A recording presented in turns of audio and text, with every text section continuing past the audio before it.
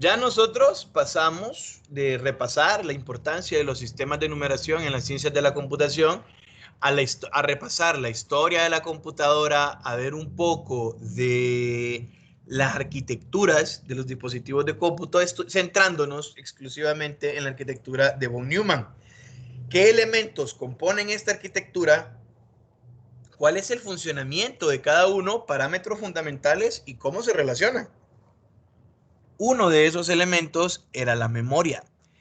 Cuando estuvimos estudiando memoria hace un par de semanas, nos centramos en la memoria principal.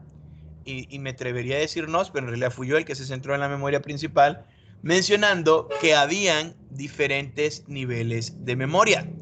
El procesador tiene registros de procesador, hay memoria caché fuera del procesador, tenemos la memoria principal, que es la memoria RAM, pero no es la única. Vimos la tecnología Intel Optane y consecuencia lógica tenemos que entrar en el almacenamiento secundario. El almacenamiento secundario, ya sea interno o almacenamiento externo. Estoy hablando de un disco instalado, de una unidad de estado sólido instalada en la máquina, en una ranura de la placa madre, o un disco externo al cual accedo mediante USB o bus serial universal. Bus, porque acordémonos que los buses es por donde yo, como yo conecto los elementos y por donde yo hago que ellos se comuniquen, por ahí pasa la energía eléctrica. Entonces, sobre dispositivos de almacenamiento, obviamente vamos a hablar de algunos conceptos básicos de tecnología y luego esta parte que les digo de comparando los fijos con los portátiles. Conceptos básicos, pues son muy básicos. Facilitando una definición sencilla, podemos decir que un dispositivo de almacenamiento es un elemento de hardware que me permite la escritura y recuperación de información. Ok, recuperación. El español es un idioma precioso. Nosotros hablamos castellano, el castellano también lo es. De hecho, yo prefiero el castellano al español. Cuando hablamos de recuperar, no piensen de que hubo algún daño y que todo está perdido y que vamos a hacer un esfuerzo por intentar obtener algo, lo legible, que no, recuperar, hacerme de, estoy recuperando, llego y lo agarro y me hago con él, lo recupero.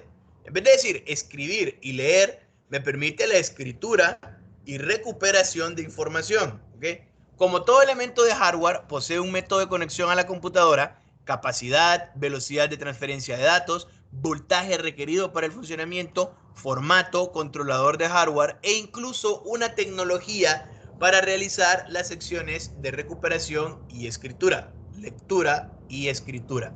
En cuanto a métodos de conexión, los dispositivos de almacenamiento se conectan como cualquier otro dispositivo, ya sea por puertos externos, de preferencia, y es el estándar, las conexiones USB, o por ranuras, conectores internos como los SATA, los IDE, los PCIe.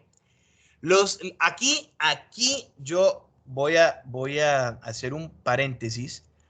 Cuando uno comienza a buscar información, se da cuenta que en América Latina, de manera popular, a las unidades de estado sólido se les dice discos de estado sólido. ¿Ok? No es correcto porque el término es unidad de estado sólido. Pero como les digo, si ustedes van a alguna tienda en línea o van a algún negocio, los van a encontrar todavía como discos de estado sólido.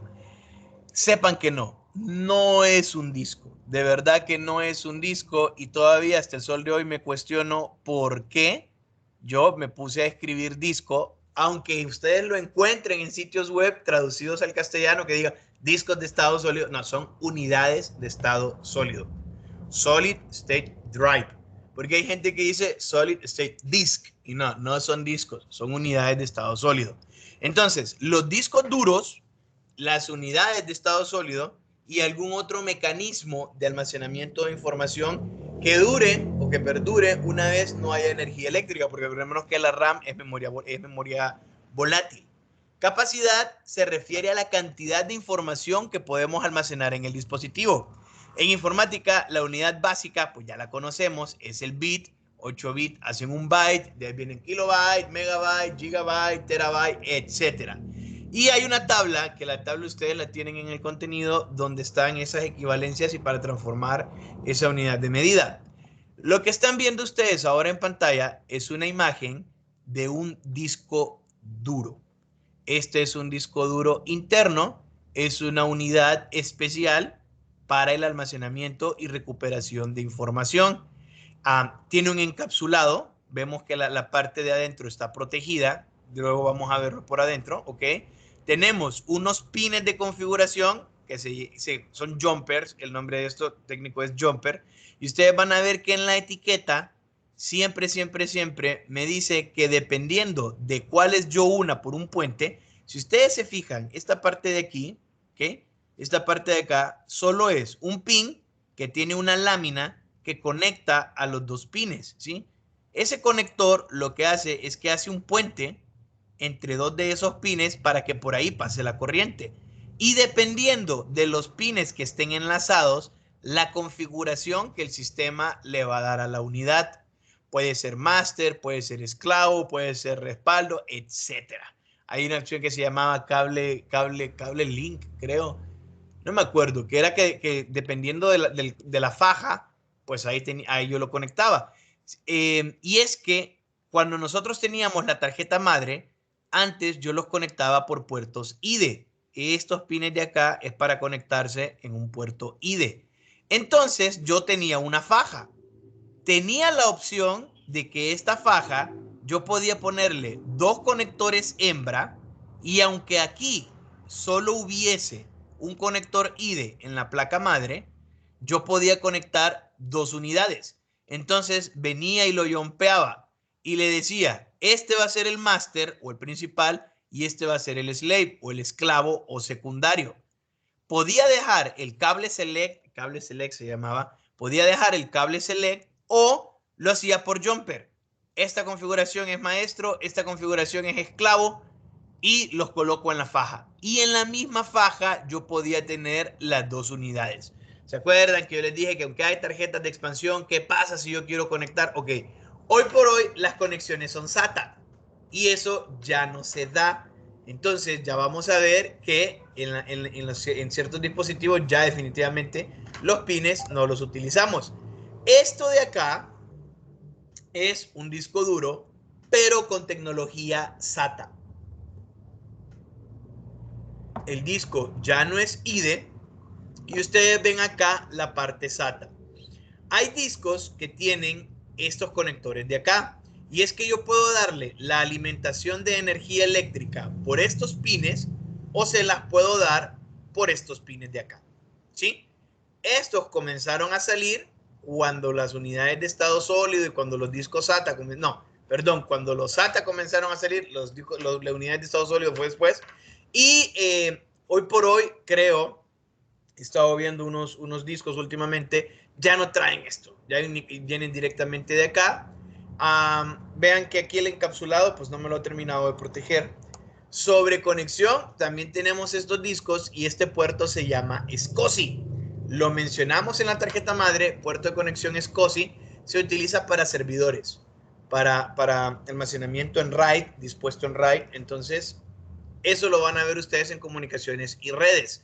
Me permite quitar los discos en caliente, sin apagar la máquina, desconectarlos y conectarlos. Entonces tienen ahí sus reguladores de voltaje, tiene su mecanismo de protección y todo lo demás. Esta de acá, ¿sí? Es una unidad de estado sólido. Y si ustedes se fijan, vean que está conectado aparentemente en un puerto o se va a conectar por un puerto PCI Express. Hay una nueva tecnología para conectar unidades mediante ranura que es la NVMe o los SATA 2 que le dice alguna gente o los M2 que utilizo estas ranuras de acá, ¿sí? En la placa madre para conectar estas unidades. Esa es una unidad de estado sólido, Solid State Drive, con tecnología de almacenamiento NAND, o sea, es VNAND y es de la marca Samsung. La capacidad 250 gigabytes. ¿Ven? Ya hemos estado estudiando parámetros fundamentales, vemos la pieza y obtenemos la información. Sí, obtenemos la información. El tipo de conector o por la tecnología por la que me estoy conectando, que igual veo la ranura, fabricante, capacidad y tecnología y modelo. Ahí se va. Si lo conecto por un medio externo, pues puedo utilizar un puerto serial universal, un USB. Y lo que yo tengo aquí adentro, no nos perdamos, es una cosa de estas. Aunque esté puesto en un closure, aunque esté puesto en un case de manera externa, si yo lo logro abrir, hay gente que lo abre, yo tengo uno y lo abro, si la gente lo abre, lo que usted va a encontrar adentro es un disco normal, como el que está en su computadora, como el que está en su laptop. Lo único que le he puesto, la interfaz para que la conexión pueda ser externa. Conocemos también esta tecnología de almacenamiento, la micro SD. Hace 2 años fue algo bastante interesante lo que pasó con Huawei, porque la patente es norteamericana. Entonces, por la disputa que hubo entre Estados Unidos y China, no podíamos utilizar la micro SD, ni podíamos utilizar la Play Store ni Google en los dispositivos Huawei. Eso fue un golpe bastante fuerte para este mercado, porque para ellos utilizan sus cosas, no hay ningún problema, sus redes sociales y todo. Entonces, para nosotros sí fue un gran impacto. Hay gente que le gustan mucho las cámaras de los Huawei, pero tenían ese problema, la incompatibilidad. Y eso es algo que hemos venido hablando de manera paralela en todo el contenido. Si yo voy a hacer una tecnología o voy a innovar con algo y ya existe, pues no puedo cambiarlo, no puedo ir en contra de la corriente, me tengo que encasillar en el estándar, si no, no lo voy a poder vender. Es mentira que yo voy a hacer la fuerza en incluir algo nuevo, a menos que sea un multinacional potente, que tenga una excelente campaña de marketing y demás parámetros. Los discos zip, estos discos zip, yo les voy a ser sincero, aunque estoy anciano, yo nunca vi un disco zip. Eran de mayor capacidad que los discos de 3,5. Era almacenamiento en cinta magnética al final. La tabla de equivalencias, un bit, un byte, un kilobyte, un megabyte, un gigabyte, un terabyte, un petabyte. Velocidad de transferencia de datos, bits por segundo, BPS. B minúscula, acuérdense que si es B mayúscula es byte. Y es la cantidad de datos digitales que se mueve de un lugar a otro en un momento dado.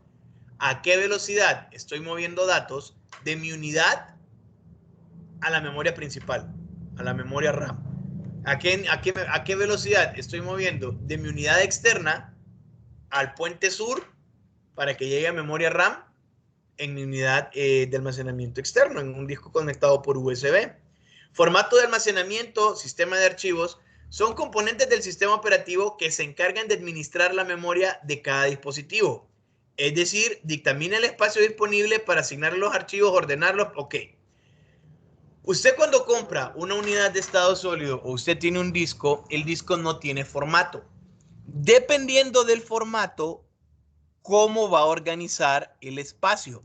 Se suele dividir en bloques y en pistas, si es un disco duro, lo vemos más adelante, no se preocupe. Y la cuestión es que usted tiene un archivo y el archivo mide 3 megas. ¿Cómo se almacena ese archivo? Al final tenemos código binario, una secuencia de unos y ceros. Pero esos unos y ceros, o la información referente a ese código binario, tiene que estar almacenada en el disco. ¿Cómo lo voy a almacenar? Lo voy a dividir en cuántos grupos de bytes. Entonces, eso es el sistema de archivos. ¿Cuántos bloques van a haber? ¿Qué formato va a ser? ¿Qué algoritmo voy a utilizar para poder leer y para poder escribir esos datos binarios en la superficie o en los transistores que tenga mi unidad de almacenamiento? Entonces, ustedes van a conocer el formato FAT32, NTFS, XPFAT, por ejemplo, y muchos otros formatos EXT, que son formatos de disco. Controlador del hardware, información sobre el dispositivo de hardware y directivas para comunicación con el mismo. El controlador de hardware es el sistema operativo del hardware como tal, y es una manera de verlo. Dentro del dispositivo, independientemente de lo que sea, yo tengo un chip, un microprocesador, que se comunica con el sistema operativo. Yo conecto esto a la computadora o al dispositivo con capacidades de cómputo e inmediatamente el sistema operativo recibe una interrupción de conexión en el puente y e intenta ver qué es lo que está conectado. Entonces el sistema operativo, a través de llamadas, porque acordémonos que esto se da por paso de mensajes, le pregunta, ¿y tú quién eres? Entonces el controlador le da la información al sistema operativo y le dice, soy una impresora, soy un escáner, soy una pendrive, etcétera, etcétera, etcétera. Si el sistema operativo no le entiende, es necesario instalar un driver para que se pueda comunicar con el driver del hardware como tal. Este tiene su propio hardware, tiene su propio sistema, tiene su propio módulo de interfaz de conexión a nivel de software y el sistema operativo va a ocupar un driver para poder entender. Cuando ya están hablando el mismo lenguaje, yo agarro este hardware y lo coloco como una carpeta especial. Entonces ustedes ya pueden ver un icono. Si ustedes van a mi PC, ya les va a poner un disco nuevo. Si ustedes conectan una impresora, ya va a decir impresora conectada y va a salir una impresora y pueden empezar a comunicarse con él. Lo mismo el teclado, lo mismo el mouse, lo mismo los monitores. Cada dispositivo tiene su propio controlador. Y es diferente el controlador de hardware desde el hardware mismo que el driver o controlador de hardware desde el sistema operativo. ¿Se llaman igual? Sí. ¿Están en diferentes contextos? También. ¿Deberían llamarse diferente? No lo sé. ¿Lo vamos a resolver nosotros? No. ¿Lo tienen que saber? Uy, claro que sí. Tecnología de almacenamiento. La técnica que permite la grabación y la lectura en el medio de almacenamiento. Por ejemplo, almacenamiento en la nube. Y aquí mucha gente pone un pero y le ocasiona ruido porque dice, la nube es un concepto nada más. Al final son servidores. Y lo que esos servidores tienen son discos. Entonces, almacenamiento en la nube en realidad no es una tecnología. La tecnología es la lectura y escritura a través de superficies magnéticas. La NVMe, por ejemplo, está almacenando en transistores. Esa es la tecnología. Pero hay algunos autores que dicen, no, o sea, el almacenamiento en la nube debe considerarse como tecnología. Porque aunque del otro lado, lo que yo tengo es un disco duro o una unidad de estado sólido, el método de acceso es a través de una red, de la red de redes, entonces eso ya cambia. Y ojo, que nosotros hablamos de almacenamiento en la nube, pero ya para el 2022 deberíamos de estar considerando, nos vemos, no sé quién se va. ¿No ven mi pantalla? Pregunto.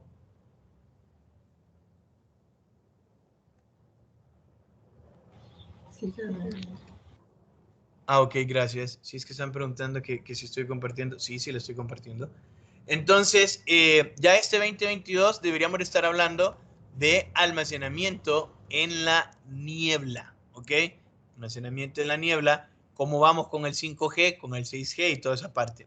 Flash de alta capacidad, almacenamiento en transistores para evitar el borrado.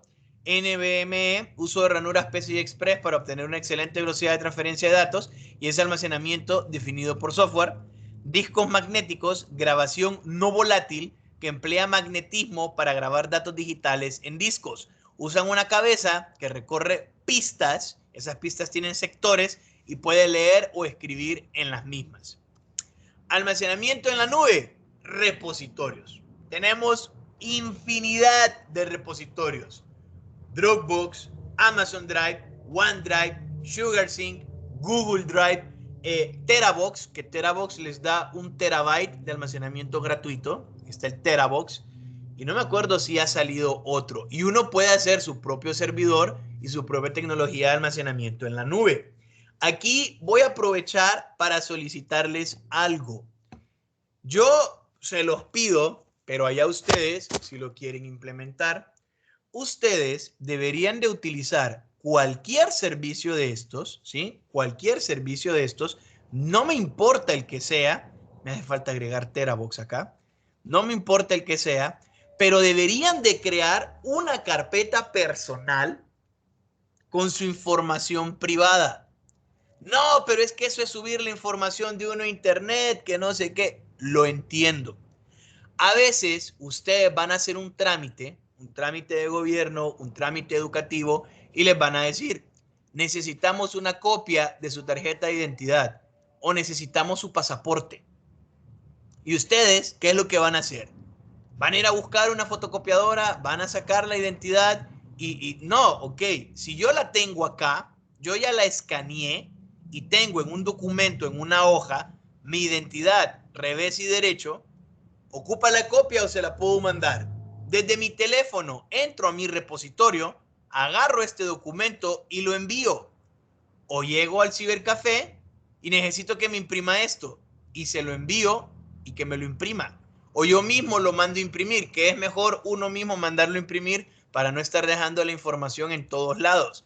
Si usted lleva una memoria USB y copia los archivos y se los da a alguien, nadie sabe si se lo están copiando. Y eso, estar utilizando la tarjeta en físico, no siempre es conveniente. Se desgasta o la puede perder o la puede dejar en algún lado. Ok, también no solo tiene que tener los documentos acá, su boleta de vacunación, su tarjeta de identidad, la copia de su pasaporte vigente, su RTN, sino que debería haber otra carpeta donde usted tenga su currículum o su hoja de vida. Entonces, cada vez que usted haga un curso y le den un diploma, si el diploma es digital, ponerle una manera de organizarlo. Yo les pongo, por ejemplo, el año en que saqué las cosas. Si ahorita termino un curso, le pongo 2022 guión el mes y el día no se lo pongo, y le pongo guión y el nombre del curso. Entonces, yo saco un curso, agarro el diploma, le pongo este formato, esta nomenclatura, la subo a la carpeta y al documento con mi CV le agrego la información. Si ustedes esperan hasta que les toque enviar el CV para armarlo y para actualizarlo, va a ser un dolor de cabeza. A ustedes les van a dar los diplomas, si se los dan en físico, escanéelo, guárdelo y actualice el CV. Si se lo mandan por correo, escanéelo, perdón, se lo mandan por correo, haga una copia en la carpeta y actualice el CV. No es la primera persona que le toca enviar el currículum y anda desesperada, desesperado, buscando todos los diplomas que tenga. Háganse esa costumbre. Tengo una carpeta con mis documentos, tengo una carpeta con el currículum. Luego, en la unidad de almacenamiento que les brinda su institución, ustedes deberían de tener por año y por periodo la información de las clases.